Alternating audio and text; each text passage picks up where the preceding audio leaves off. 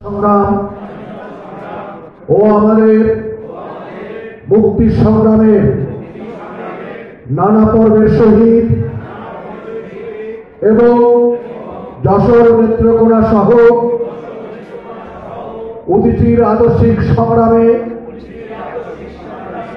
শহীদদের নামে শপথ করছি যে আমি বাংলাদেশ উদীচী শিল্পী গোষ্ঠীর ঘোষণাপত্র ও আদর্শ উদ্দেশ্যের প্রতি অবিচল থাকব এবং একজন শিল্পী কর্মী হিসেবে দেশ ও দেশের মানুষের বৃহত্তর স্বার্থে আমার কর্মজীবন উৎসর্গ করব। এক শোষণমুক্ত সুখী সুন্দর হাসি গানে মুখরিত বাংলাদেশ করার কাজে